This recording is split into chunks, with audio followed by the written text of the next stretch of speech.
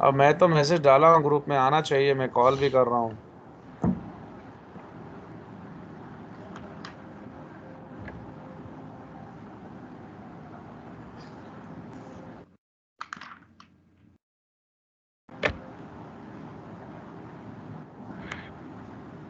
Page number 214 I think so. हाँ हाँ, मैं निकालता हूँ। अब देखो यहाँ पर एक छोटा केस बताता हूँ, फिर उसके बाद हम लोग आज एक एग्जाम्पल देख लेते हैं, ठीक है ना। और कल के तो पॉइंट्स हमारे क्लियर थे ना आपके पूरे, मैंने यस सर, पूरे डिटेल में समझाए हुए थे। अब लास्ट वाला। देखो, हाँ क्या बोले, हेलो। यस सर, वो थोड़ा सा लास्ट वाला जो पूरा क्लियर हो गया था सर, बस लास्ट में जो इनकम और आउटस्टैंडिंग एक्सपेंस में आ हाँ गया। देखो मैं बताता हूँ, ये अपना gross profit by gross profit brought down आपका 1 लाख है, ठीक है। आपका सैलरी जो है, आप यहाँ पर पूरा बता देते हैं, आपका सैलरी जो है 6,000 अभी तक पे किया हुआ है, 6,000 पे नहीं किया तो add outstanding 6,000। Yes sir, outstanding add कर देते हैं। हाँ, अब यहाँ पर ये आपका फाइनेंशियल लाइक स्टेटमेंट्स है, ये आपका टैक्स रिटर्न है। टैक्स रिटर्न में क्या होगा, आपका प्रॉफिट इतना ही होगा, ठीक है। और इसमें से 6,000 रुपये आपका सैलरी माइनस हो जाएगा, बाकी का 6,000 जो आप पे करोगे फ्यूचर में तब माइनस करोगे, अभी तो नहीं करोगे ना। Yes sir. तो फिर ये आपका, हाँ ये आपका 94,000 हो जाएगा, और ये कितना हो जाएगा। हाँ, एक मतलब ये हो जाएगा सर 80, 82 हाँ 82 प्लस हो जाएगा, नहीं 88। 88 हो जाएगा। Yes 88, sorry. अब आपका 88 ये है अकाउंटिंग इनकम, ये टैक्स रिटर्न में टैक्सेबल इनकम।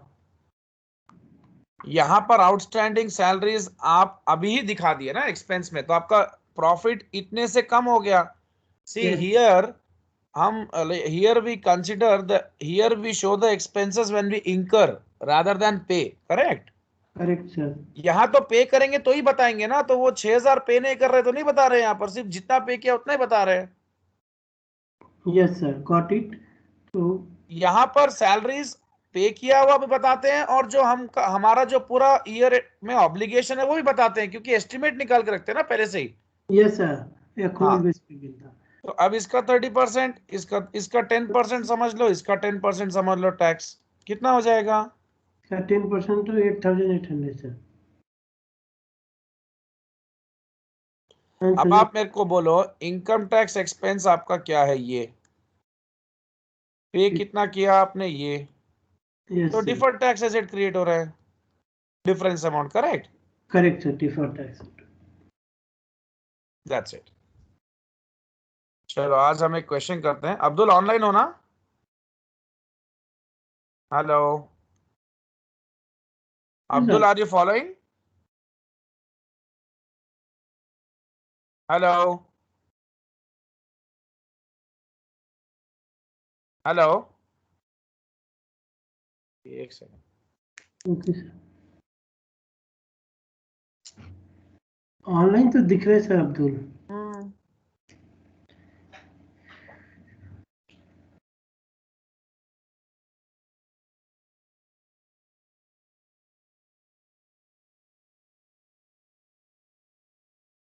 चलो एग्जांपल करते हैं,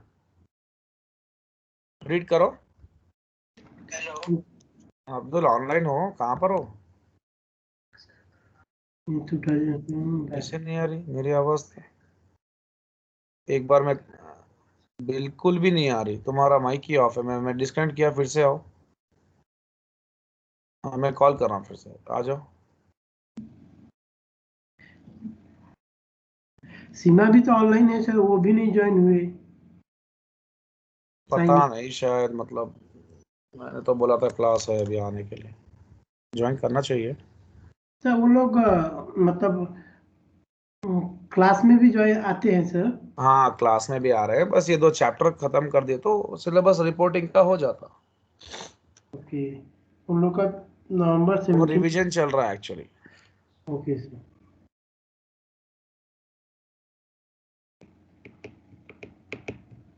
चलो, तो ये देखो, ये हमारा एक क्वेश्चन है इन 2006। एक सेकेंड अबे, ओके सर।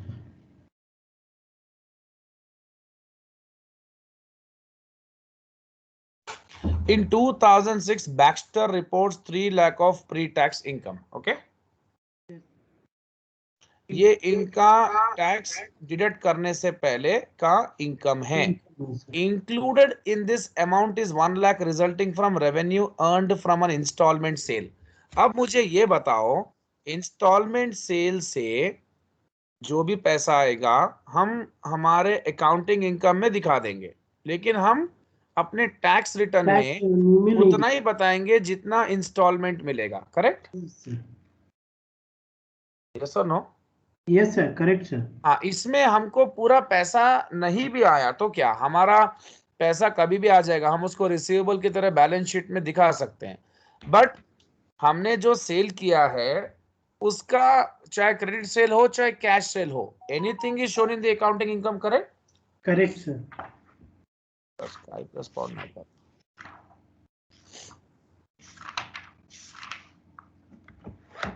हाँ, तो अब यहां पर देखो,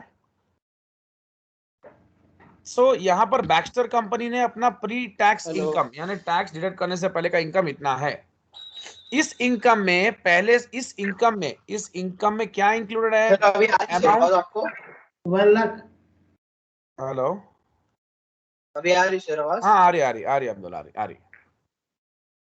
तो ये हमारा एक पर्टिकुलर डिटेल है बैक्स्टर कंपनी का, जिसका प्री टैक्स इनकम दिया हुआ है। इसमें 1 लाख इंस्टॉलमेंट सेल से जो पैसा आना है, ठीक है ना? अभी आना है, अभी आया नहीं है। मैंने क्या किया, जो बंदा आया मेरे पास बाइक खरीदने के लिए, उसको बाइक तो बेच दिया, सामने वाला पैसा नहीं दिया, इंस्टॉलमेंट में खरीद के लेके चले गया। करेक्ट? Correct sir.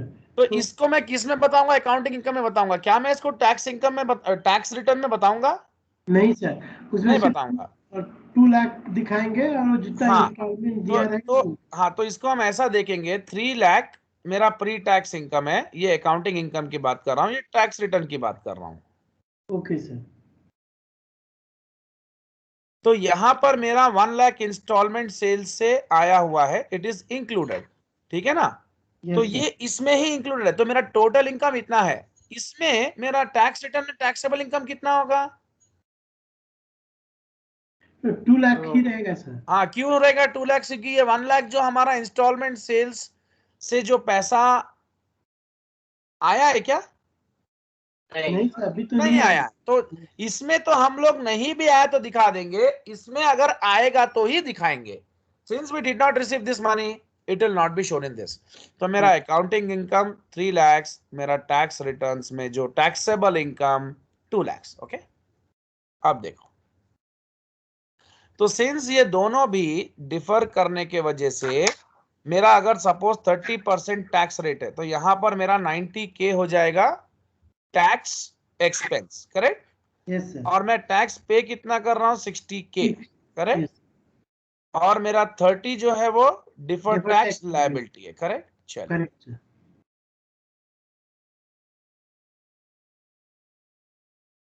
ओ टैक्स पेड। अब देखो, वही होने वाला है जो हम डिस्कस कर रहे हैं। अब the revenue will be taxed as cash is collected in 2007 and 2008। जब मेरे को ये इसका इंस्टॉलमेंट का पैसा आएगा, तब मैं अपने टैक्स रिटर्न में बताऊंगा, और वहां पर मैं उसको टैक्सेबल इनकम मेरा जो भी होगा उसके ऊपर मैं टैक्सेस पे कर लूंगा। ठीक है ना? Correct sir. क्योंकि आप कभी भी जानते हो, you always know that you pay taxes on your tax returns figure. मतलब टैक्स रिटर्न में जो प्रॉफिट दिखेगा उसी पे आप अपना टैक्स पे करते हो। अकाउंटिंग इनकम से तो आप एस्टिमेट निकालते हो बस। अब इन 2007 and 2008 Baxter reports 2 lakh of pre tax income. क्यों 2 lakh of pre tax income? क्योंकि ये अभी के अभी दिखा दिया गया शुरुआत में 2006 में। बाद में दिखेगा क्या ये? नहीं सर, नहीं दिखेगा। कंपनी का जो टैक्स रेट है वो 32% है। अब इसमें हम देखेंगे कि हमारा डिफर्ड टैक्स लायबिलिटी क्या आया और वो आगे जाकर कैसे रिवर्स हो जाता है। ठीक है ना? क्योंकि आपको तो पता ही है कि इंस्टॉलमेंट सेल्स करने के बाद सिर्फ टाइमिंग डिफरेंसेस के वजह से डिफर्ड टैक्स लायबिलिटी क्रिएट हो रहा है। टाइमिंग डिफरेंसेस क्या है? हम अकाउंटिंग इनकम में उसी समय बता देते हैं जब बेच देते हैं, लेकिन हम टैक्स रिटर्न्स में उसी समय नहीं बताते जब बेचते हैं, क्योंकि वो पैसा नहीं आया हमको। पैसा कब आएगा? 2007 में एक इंस्टॉलमेंट आएगा, तब उसको रिकॉग्नाइज करेंगे। 2008 में फिर सेकंड इंस्टॉलमेंट आएगा, तब रिकॉग्नाइज करेंगे। तो इसमें हम लेट रिकॉग्नाइज कर रहे हैं, करेक्ट और रॉन्ग?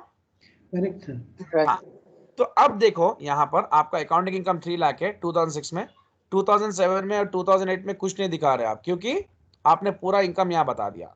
और आपका अकाउंटिंग इनकम और टैक्स रिटर्न के बीच में डिफरेंस क्या है? ये 1 लाख का installment sales, correct? Yes sir. ये 1 लाख का इंस्टॉलमेंट सेल्स सिर्फ इनकम स्टेटमेंट में है, ये हमारा टैक्स रिटर्न में नहीं है। नहीं है सर। ये इनकम स्टेटमेंट में है या हमारे फाइनेंशियल रिपोर्ट जो बना रहे हैं उसमें है। हमारे टैक्स रिटर्न जो हम बनाएंगे उसमें हमारा इंस्टॉलमेंट सेल्स कितना बताएंगे? 70 एंड 30, करेक्ट और रॉन्ग? Correct sir. ठीक है, यहां पर यह सब कुछ क्लियर है ना? Yes, sir. Because they've given that the revenue will be tagged as in a the cash cash is received, ठीक है ना? वो चलिए, इंस्टॉलमेंट 2007 2008 में करेंगे सर। Yes yes. अब देखो, एक सेकेंड,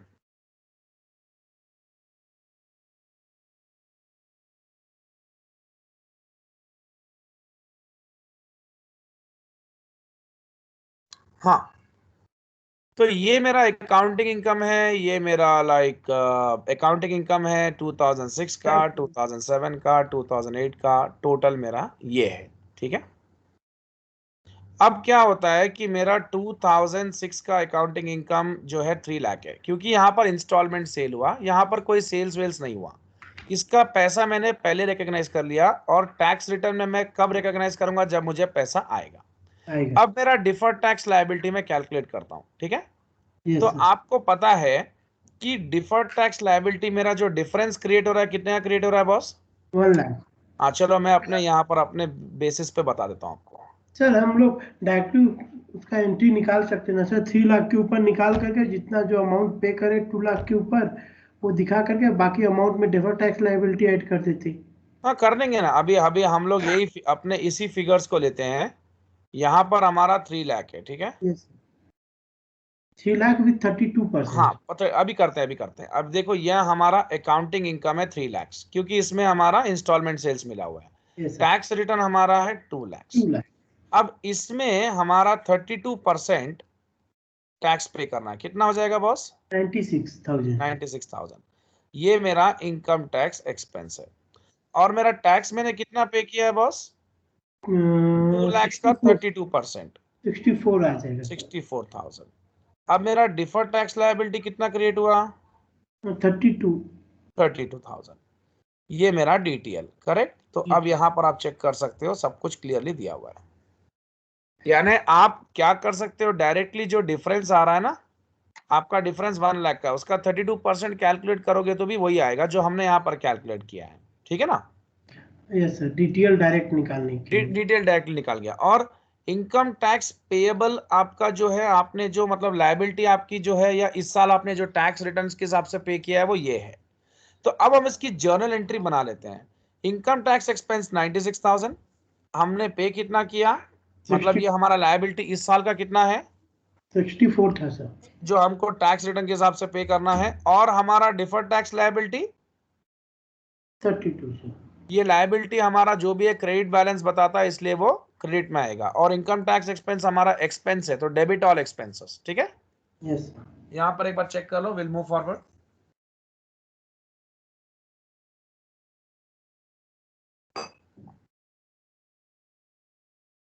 चले, अब हम लोग क्या करते हैं, केस नंबर 2। अब रिवर्सल करना है ना? Yes sir. अब यहाँ पर अकाउंटिंग इनकम 2 लाख रहेगा, और यहाँ पर 2,70,000 हो जाएगा, करेक्ट और रॉन्ग है ना? Yes sir. तो अब यहाँ पर जो डिफर्ड टैक्स एसेट क्रिएट होगा, वो यहाँ पर फर्स्ट ईयर में जो भी हमारी डिफर्ड टैक्स लायबिलिटी उसको रिवर्स कर देगा, ठीक है ना। क्योंकि आपको तो पता है कि डेफिनेटली दोनों भी अपना इनकम कमा रहे हैं, दोनों भी 3 लाख का लाइक जो भी मतलब सेल्स हुआ है, दोनों का इनकम 2 लाख ही था, करेक्ट। चाहे अकाउंटिंग इनकम सोचो, चाहे टैक्स रिटर्न सोचो।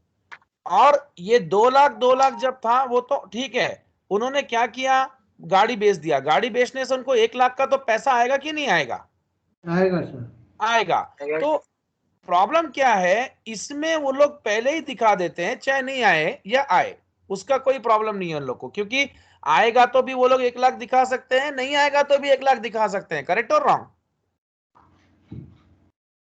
भाई? अकाउंटिंग इनकम और टैक्सेबल इनकम या टैक्स रिटर्न जो बनाते हैं, 2 लाख का ही आपका प्रॉफिट है बॉस।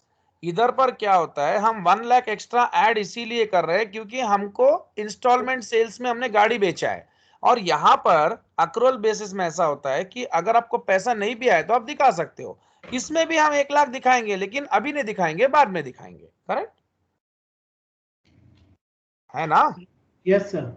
तो ये जो है हमारा 2006 में ही 3 लाख का इनकम हो गया। ये 3 लाख का होने में इसको 3 साल लगेगा, यानी 2008 में जाके सपोज आपको पूरा का पूरा 70,000 1 लाख रुपए आपको रिकवर हो जाएगा, तब जाके आप समझना कि मेरा पूरा पैसा रिकवर हो गया। समझ में आ रहा है? तो टैक्स तो दोनों के हिसाब से आपको उतना ही पे करना है। कितना पे करना है? 96,000 ही पे करना है, लेकिन इसमें पहले ही पे हो जाएगा, मतलब इसमें एस्टिमेट निकालेंगे तो कुछ ज्यादा अमाउंट शुरू में आ जाएगा, इसमें वो अमाउंट कम होके आएगा। क्यों कम आएगा? क्योंकि हम लोग पूरा 1 लाख शुरू में इंक्लूड नहीं कर लिए, बाद में इंक्लूड करें। Got my point? Yes sir. हाँ, अब देखो आपकी अकाउंटिंग इनकम ये है, इसको इंटू 32% करो, इसको इंटू 32% करो, यहां पर तो आपको 64,000 आ जाएगा। और यहां कितना आएगा प्लीज मुझे बताना एक बार करके।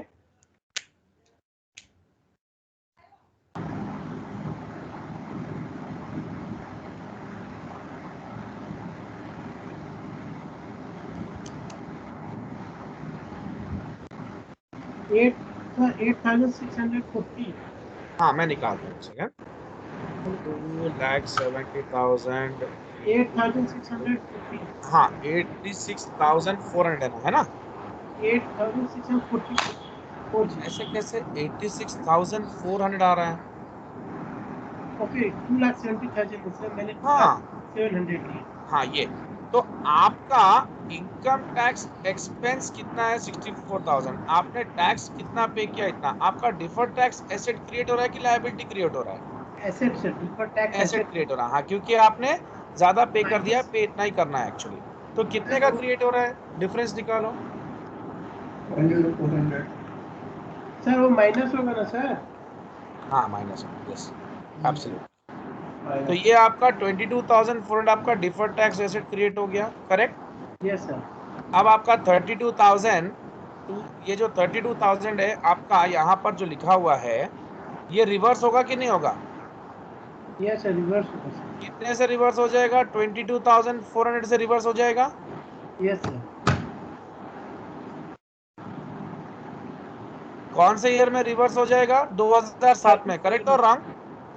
Yes sir. तो 2000 में कितने का रिवर्सल हो रहा है बताओ? 22,400 का सर। हाँ, तो माइनस करके देखो कितना रिवर्स निकल गया है। 9,600 बचा हुआ है सर। हाँ, तो ये अब हमारा उसके अगले साल में रिवर्स होगा। उसके अगले साल का भी हम लोग केस सॉल्व कर लेते हैं। ये 2 लाख हमारा होगा, ठीक है, और ये हमारा अकाउंटिंग इनकम होगा, और ये हमारा टैक्स रिटर्न्स होगा, ठीक है। यस तो सर। टैक्स रिटर्न हमारा जो है 2,30,000 बता रहा है। Yes sir, 2,30,000। हाँ, अब मुझे बताओ कितना है 32%? 64 हो जाएगा सर। एक सेकेंड, हाँ, अबे एक सेकेंड।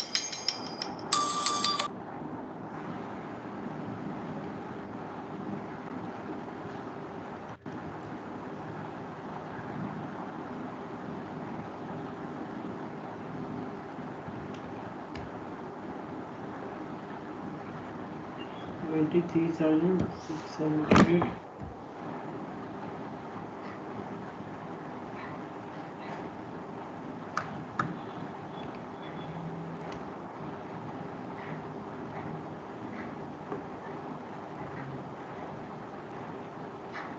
हाँ, तो ये कितना आ रहा है अपने को? 64 सर। 60। 4,000। और ये कितना आ रहा है अपने को? 73,600।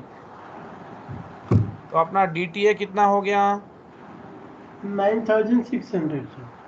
तो ये 9,600 लास्ट ईयर में पूरा का पूरा रिवर्स हो जाएगा, इतना ही बाकी था अभी, तो ये 0 हो जाएगा। ये जीरो हो जाएगा। पूरा रिवर्सल हो गया कंप्लीटली। Yes that's it. चलिए अब इसको हम लोग जर्नल एंट्रीज में कर लेते हैं। सो ये देखो आपका, ये हमारा पहले हमने डिस्कस किया था, हमारी पूरी की पहला पूरी वाला डिफर्ड जर्नल। टैक्स लायबिलिटी ये है।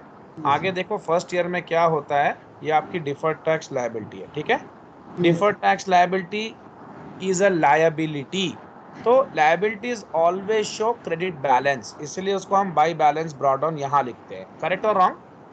Correct sir. आपके फ्यूचर, और यहाँ पर ये डायरेक्टली कैलकुलेट करके बता रहा है। मैं तो आपको क्या है, पूरा जो सिस्टमैटिकली मैं बताता हूँ वैसा बता रहा हूँ। ये आपको डायरेक्टली बता रहा है कि इतने इतने का डिफरेंस 2 साल में क्रिएट हो रहा है, तो उनका डिफरेंस अमाउंट इतना आ रहा है, और आखिरी में जाके ये पूरा रिवर्स हो जाएगा ना।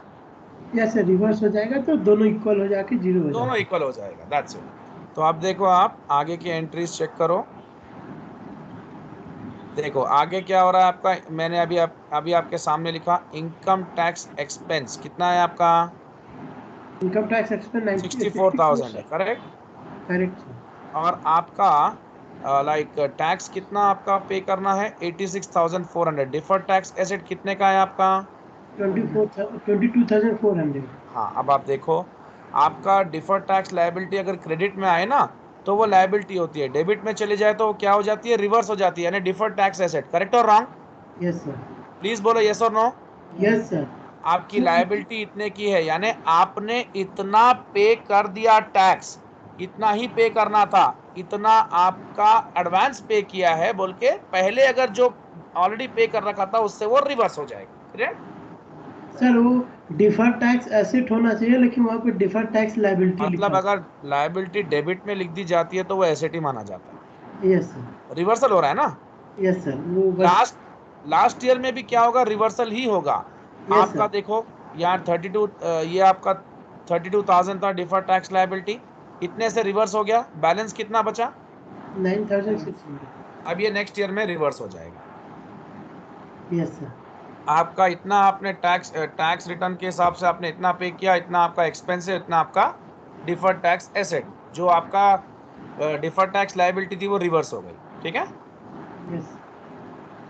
तो ये पूरा का पूरा प्रोसेस क्लियर हो गया आपको कंप्लीटली। यस सर, क्लियर हो गया। सर हम लोग अगर जनरल एंट्री पूछा तो हम लोग वहाँ पे डिफर्ड टैक्स एसेट लिख सकते हैं ना सर? हाँ हाँ लिख सकते हैं, जरूर लिख सकते हैं, कोई प्रॉब्लम नहीं है। ओके सर, आप आप देखो क्लियर हो नेक्स्ट गया। पॉइंट, यहाँ पर आपका 32,000 आपकी लायबिलिटी क्रिएट हुई थी, इतने से 2007 में रिवर्स हो गया, and in 2008 it got reversed again by 9,600। अब जीरो आपका डिफरेंस है। करेक्ट। करेक्ट। चलिए अब हम लोग करते हैं डिफर्ड टैक्स एसेट वाला क्वेश्चन, ये भी हम लोग फिनिश कर देंगे, एंड इसके बाद हमारा दोनों भी पार्ट खत्म हो जाएगा, फिर हम लोग सिर्फ कल से अपना टेक्स्ट बुक के ऊपर फोकस कर सकते हैं।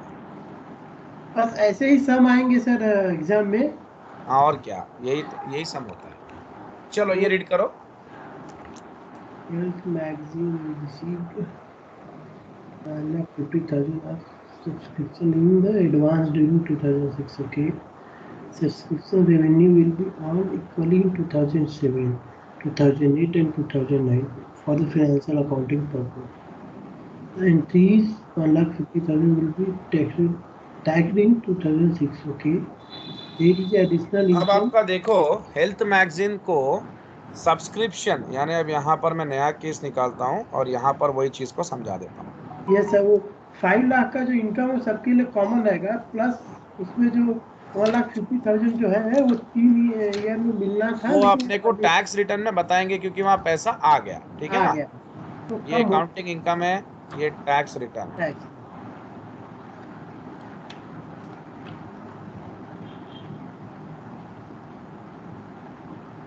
हाँ अब आपका अकाउंटिंग इनकम जो है, लाइक आपका health magazine received 1,50,000 of subscriptions in advance. देखो इनकम रिसीव्ड इन एडवांस, आपके हाथ में पूरा पैसा आ गया, आप टैक्स रिटर्न में बताते हो। करेक्ट। लेकिन आप ये सर्विस नहीं दिए ना अभी, सिर्फ आपको तो लोग सब्सक्राइब करे आपके पास मेंबरशिप लिए, लेकिन आपने सर्विस तो दिया नहीं, ये आपके लिए लायबिलिटी है। और फ्यूचर में अगर वो लोग कभी अगर कैंसिल करे या कुछ, तो आपको वापस करना पड़ सकता है। करेक्ट। Correct sir.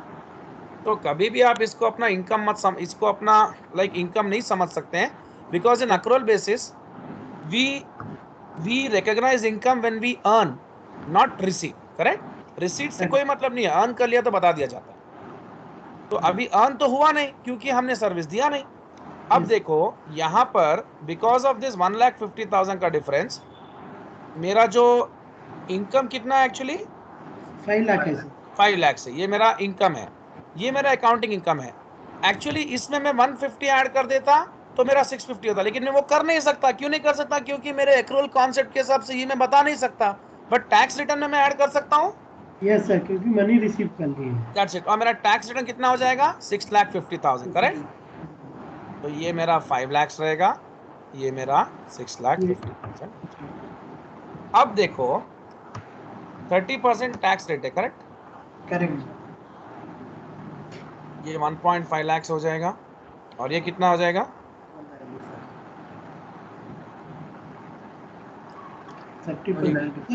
65।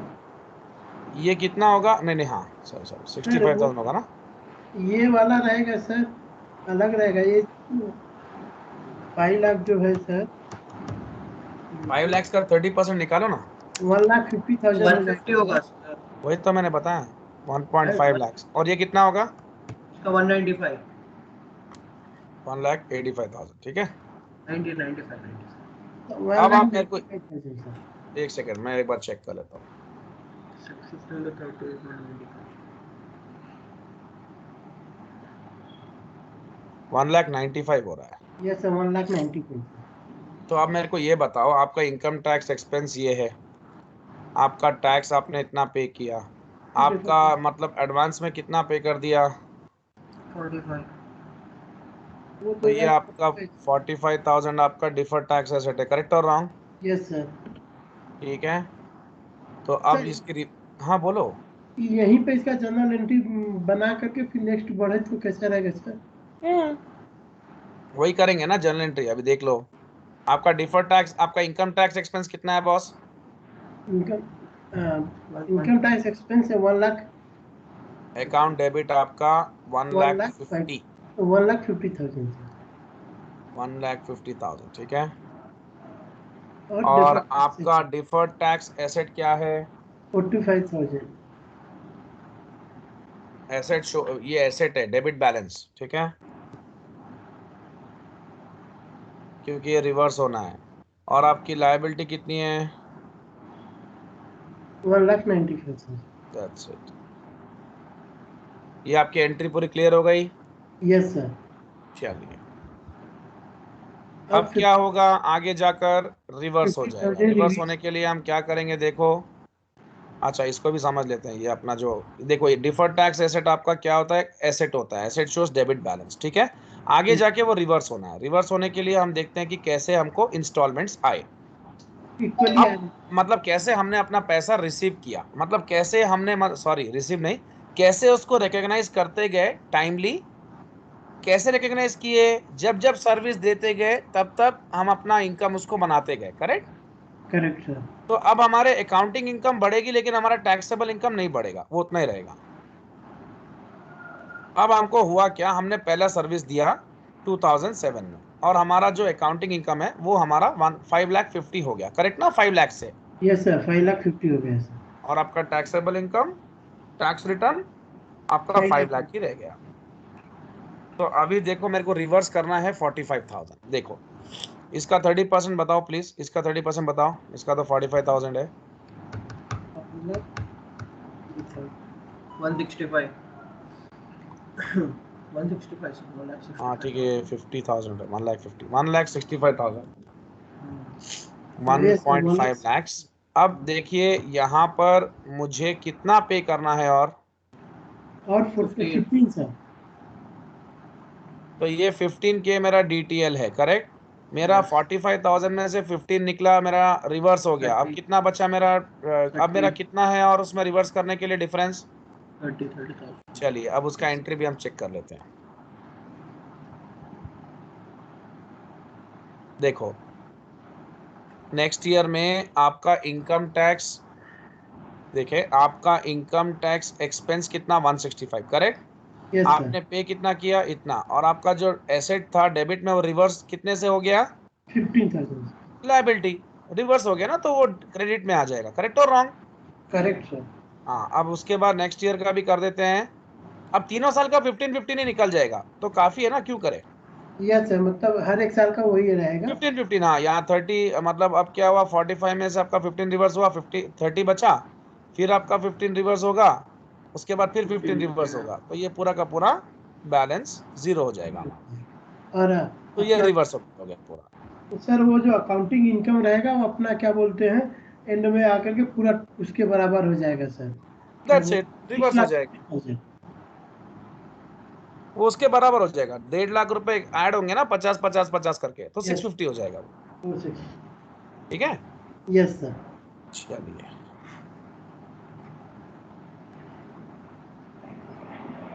क्या पेज बताया था अबे आपने? सर 214।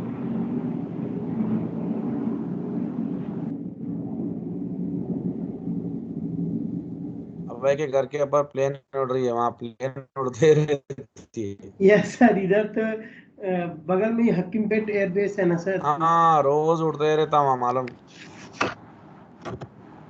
कितनी बार तो क्रैश भी हुआ मालूम ना सर।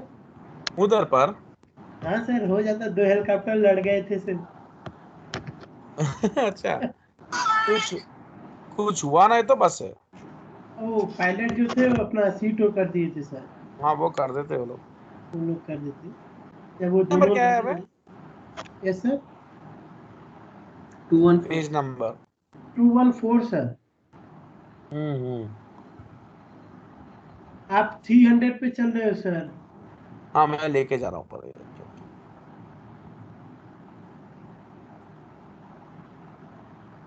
ये 214। आप 330 हो हाँ सर। हाँ हाँ, मैं ऊपर लेके जा रहा हूँ।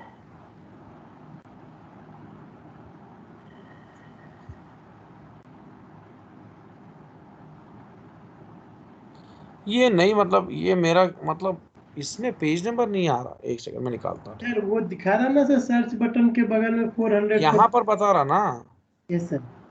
तो वो आपका मेरा डिफरेंट है। ओके, सॉरी सर जी। कोई बात नहीं। हाँ, ये 300 पेजेस का है, वो 454 पेजेस का अपना ये लॉन्ग लिव्ड एसेट्स के बाद है क्या चैप्टर? है। यस सर, लॉन्ग लिव रेसिट हो गया सर। नहीं, इसके बाद आता है ना चैप्टर ये। सर डायरेक्ट इंडेक्स में से निकालो ना। मिल गया मिल गया मिल गया। Yes sir, long live acid के बाद आता हाँ, सर। मिल गया मिल गया मिल गया। ये सब हम लोगों ने कवर कर लिया था। हमने ये सब भी कवर कर लिया, टाइमिंग डिफरेंस एंड लाइक, अब परमानेंट डिफरेंस भी हमको एक बार समझना है, ठीक है।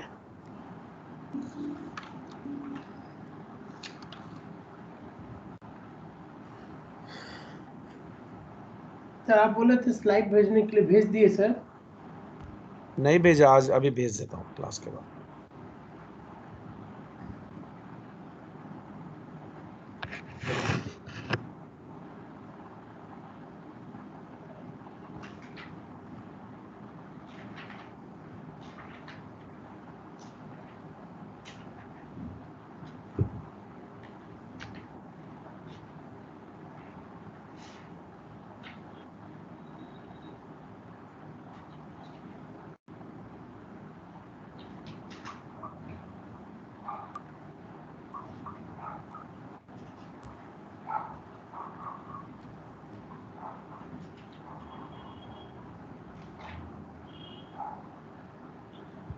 अब देखो परमानेंट डिफरेंसेस, ठीक है। परमानेंट डिफरेंस मतलब एक चीज, मतलब आप कुछ कुछ चीजें अकाउंटिंग इनकम में बताओगे, टैक्स रिटर्न में बता ही नहीं सकते। कुछ चीजें टैक्स रिटर्न में बताओगे, अकाउंटिंग इनकम में बता नहीं सकते। तो इसके वजह से क्या होगा, डिफरेंस तो क्रिएट होगा, लेकिन वो रिवर्सेबल नहीं होगा, क्योंकि रिवर्स होने का चांस नहीं है ना। क्योंकि वो इनकम फिर बाद में कभी भी, मतलब कोई भी चीज, सपोज अभी आपने क्या किया, इंस्टॉलमेंट सेल्स, ठीक है। इंस्टॉलमेंट सेल्स आपने अकाउंटिंग इनकम में पहले बता दिया, और टैक्स रिटर्न में आपने बाद में बताया। करेक्ट है कि रॉन्ग है? यस सर, टैक्स रिटर्न में अब जैसे कुछ टाइप के एक्सपेंसेस हैं, जैसे फाइन्स एंड फीस, पेनल्टी, ये आपके पर्सनल एक्सपेंस है बॉस। आप इसको अकाउंटिंग इनकम में तो बता सकते हो, लेकिन इसमें बोलो ना, नहीं बता सकते ना यस सर। आप। ये जो फाइन्स, क्योंकि टैक्स रिटर्न में वही एक्सपेंसेस पे डिडक्शन क्लेम कर सकते हो जो एक्सपेंसेस बिजनेस के रिलेटेड होता है, पर्सनल नहीं। Yes sir. देखो, आप अकाउंटिंग फ्रॉम लाइक आप like income from business and profession compute करते हो ना। Income from business and profession लोग बनाते हैं ना, लाइक जो भी मतलब बिजनेस करते हैं वो लोग को टैक्स पे करना होता है, तो वो अपना यस रिटर्न फाइलिंग करते हैं। तो वो बिजनेस जो करते हैं वो बिजनेस वाले लोग income from business and profession ही बताएंगे ना बॉस। वहां पर डिडक्शन वही वही एक्सपेंसेस पे मिलेगा जो आपके बिजनेस में लगते हैं, आपके खर्चे, आपके पर्सनल एक्सपेंस। अब जैसे लंच कर रहे हो आप, ये लंच आपका पर्सनल एक्सपेंस है कि बिजनेस का एक्सपेंस है? लंच से पर्सनल एक्सपेंस है। पर्सनल एक्सपेंस है। अब लंच करते हैं बाहर जाकर, कई बार क्या होता है, हम ये बताते हैं कि बिजनेस ट्रिप में गए, बिजनेस के हिसाब से गए, वहां लंच किए, तो वो लोग क्या करते हैं, आपको 100% डिडक्शन नहीं देते हैं, 50% डिडक्शन देते हैं। यानी 50% ही आप क्लेम कर सकते हो यहां पर माइनस करने के लिए। समझ में आ रहा है मैं क्या बोल रहा हूं? Yes sir. तो क्योंकि दुनिया में कोई भी मतलब, ये तो सेंस की बात है कि कोई भी लंच फ्री में नहीं होता, तो कैसे डिडक्शन देंगे, आपको नहीं दे सकते हैं। पॉइंट नंबर 3, अब जैसे कुछ कुछ होते हैं, जैसे आपका कुछ पर्टिकुलर इन्वेस्टमेंट्स आपने करके रखा हुआ है और वो इन्वेस्टमेंट से आपको कुछ इनकम आया, जैसे आपने नेशनल सेविंग सर्टिफिकेट इंडिया में होता है, ये गवर्नमेंट का सर्टिफिकेट है, यानी गवर्नमेंट का एक बॉन्ड है, उसमें आपने अपना इन्वेस्टमेंट किया, उससे आपको इंटरेस्ट रिसीव हुआ। This interest is exempted income, यानी इस ये आप यहां पर नहीं बता सकते, ये एग्जेम्प्टेड फ्रॉम टैक्स है। समझ में आ रहा है? यस सर, ये तो कुछ बॉन्ड एंड शेयर्स रहते हैं जो एग्जम्प्ट फ्रॉम टैक्स रहते हैं सर। हाँ, तो वो चीजें आप इसमें नहीं बता सकते हो, इसमें तो बताओगे ना बॉस, वो तो आपका इनकम है कि नहीं है? यस सर, वो तो मतलब अकाउंटिंग हाँ इनकम में बताएंगे, लेकिन टैक्स रिटर्न में नहीं बता सकते। हाँ, तो कुछ कुछ चीजें इसमें बताई जाएंगी, इसमें नहीं बताई जाएंगी, कुछ कुछ चीजें इसमें बताई जाएंगी, इसमें नहीं बताई जाएंगी। हम उसका लिस्ट भी देख लेंगे, अभी टेंशन की बात नहीं है। तो उससे क्या होगा, हमारे like accounting income and tax returns दोनों के जो जो भी मतलब, यार सॉरी, टैक्सेबल इनकम दोनों डिफर करेंगे। एंड फिर से डीटीए डीटीएल फॉर्म होगा, बट इस बार जो फॉर्म होगा ना, वो रिवर्स नहीं हो सकता, नॉन रिवर्सेबल। क्या होगा? Non reverse. क्यों नॉन रिवर्सेबल? क्योंकि एक जगह पे आ गया, दूसरी जगह पे रिफ्लेक्ट होगा ही नहीं। जैसे इंस्टॉलमेंट सेल्स, आपने यहां पर 1.5 लाख का पहले से रिकॉग्नाइज कर लिया, किसमें? अकाउंटिंग इनकम में। फॉर एग्जांपल, टैक्स रिटर्न में आपने नहीं बताया, लेकिन फ्यूचर में तो आप बताओगे ना इंस्टॉलमेंट सेल्स टैक्स रिटर्न में, करेक्ट और रॉन्ग? Yes sir. तो फ्यूचर में जब यहां पर बताओगे, तो यहां पर जब एक्स्ट्रा आपका इनकम ज्यादा होने की वजह से आपका डीटीएल फॉर्म हुआ, तो यहां पर आपका डीटीए आएगा फ्यूचर में, वो इसको रिवर्स करेगा। लेकिन कब रिवर्स करेगा? जब ये यहां पर भी दिखाया जाएगा और यहां पर भी दिखाया जाएगा, भले ही पार्ट्स में बताया जाए। Got my point? Correct sir. यहां पर तो एक साथ लमसम में बता दिए, यहां पर आप सपोज फर्स्ट ईयर में आपका इंस्टॉलमेंट 1 लाख बता रहे हो, सेकंड ईयर में आपका इंस्टॉलमेंट 50K बता रहे हो, तो डेफिनेटली यहां पर डीटीए होगा, यहां भी डीटीए क्रिएट होगा, वो उसको रिवर्स कर देगा। बट यहां पर अकाउंटिंग इनकम में तो दिखा दिया इनकम 50,000, लेकिन टैक्स रिटर्न में कभी बताया ही नहीं, तो डेफिनेटली रिवर्स होने के चांस नहीं है। You can check the list. ये देखो आप, अब items recognised for financial accounting purposes. Hello hello. Yes sir.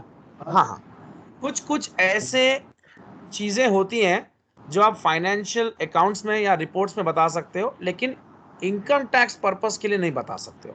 जैसे interest revenue on municipal bonds, आपने म्यूनिसिपल बॉन्ड्स खरीदा, या आपने नेशनल सेविंग सर्टिफिकेट, या गवर्नमेंट अपने डेवलपमेंट के लिए कुछ बॉन्ड्स इश्यू करके पैसे रेज करती है पब्लिक से, उसके ऊपर उनको इंटरेस्ट देती है, तो वो एग्जेम्प्टेड फ्रॉम टैक्स है, वो यहाँ पर टैक्स इनकम टैक्स में आएगा ही नहीं। ठीक है?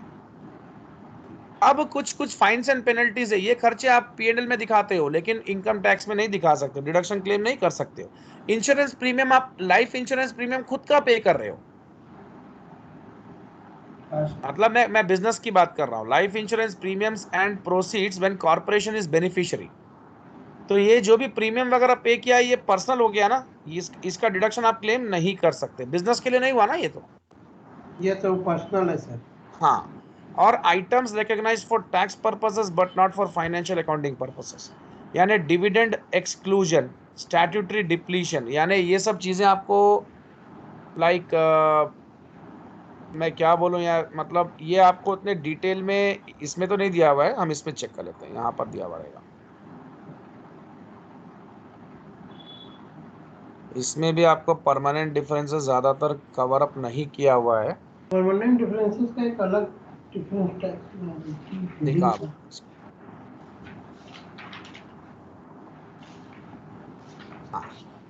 परमानेंट डिफरेंस का एक हाँ है दिखा सर। रहा हूँ। ये आपका टेम्पररी एंड परमानेंट डिफरेंसेस हैं। Yes sir. परमानेंट डिफरेंसेस में मैंने आपको रीजन तो बता दिया, एंड टेम्पररी डिफरेंसेस बड़ा सिंपल है, टाइमिंग डिफरेंस है और कुछ भी नहीं है। ठीक है, अब यहाँ पर देखो आप, हम कुछ डिस्कशन कर लेते हैं। अब डिप्रिशिएबल इक्विपमेंट, इसमें जो डिप्रिसिएशन होगा, डिप्रिसिएशन के वजह से दोनों भी आपका अकाउंटिंग इनकम और टैक्सेबल इनकम डिफर करेगा, करेक्ट। तो यहां पर ये परमानेंट डिफरेंस में आएगा कि टेम्पररी डिफरेंस में आएगा? परमानेंट। कैसे परमानेंट? डिप्रिसिएशन इधर भी दिखाया जाएगा उधर भी दिखाया जाएगा ना, यस सर। अकाउंटिंग इनकम और टैक्स रिटर्न में। दोनों में अमाउंट देखो, अमाउंट ज्यादा कम हो सकता है बट दोनों में दिखाया तो जाएगा ना, बस रिवर्स तो हो जाएगा ना फ्यूचर में। Yes sir. देखो मतलब इसमें जो आप बताओगे एक्सलरेटेड डिप्रिसिएशन बताओगे तो वो टैक्स रिटर्न में तो दिखाओगे, ठीक है ना। और इसमें क्या होगा, आपका स्ट्रेट लाइन डिप्रिसिएशन होगा, लेकिन दोनों में बता तो रहे हो ना, बस बता रहे हैं। रिसर्च एंड डेवलपमेंट क्या करेंगे आप?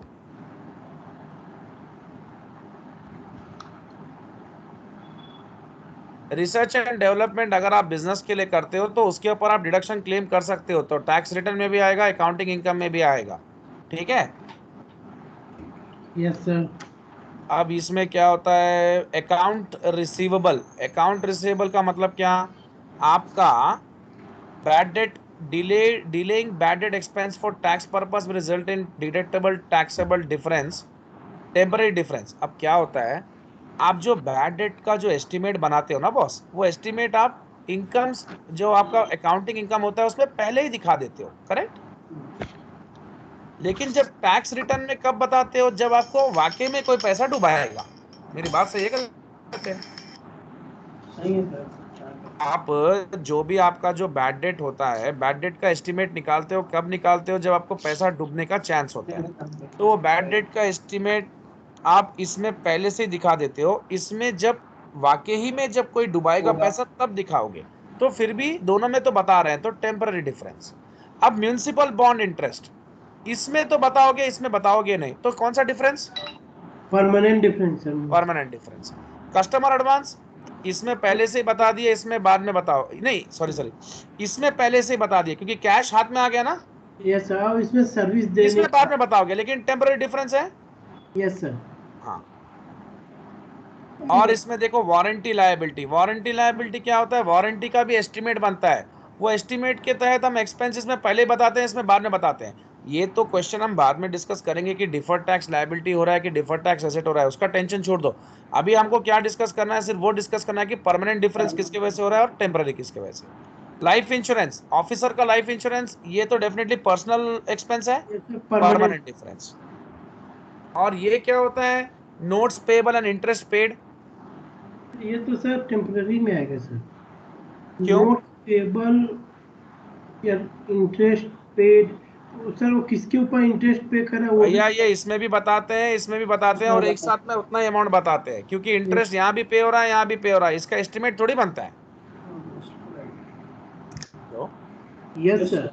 तो no defer tax, no defer tax asset, no liability, no differences, ठीक है। ओके। ये आपको एक पूरा का पूरा एक क्लियर पिक्चर मिल गया आज, तो ये भी आपका पूरा डिस्कशन हो चुका है। अब डिविडेंड एक्सपल्शन क्या बोल रहा है मालूम है, ये कुछ कुछ चीजें हैं जो डिविडेंड होता है उसके ऊपर आपको टैक्स एग्जेम्पशन मिलता है कुछ कंट्रीज में, समझ में आ रहा है। यस सर, आई थिंक और तो कुछ इंडिया कुछ में चेंज हो गया हाँ ना सर। डिविडेंड टैक्सेबल, देखो कई कई कंट्रीज में डिविडेंड टैक्सेबल है, कई कई जगह पे टैक्सेबल नहीं है। वो क्यों? क्योंकि आपको वो लाइक मोटिवेट करना चाहते हैं इन्वेस्टमेंट करने के लिए।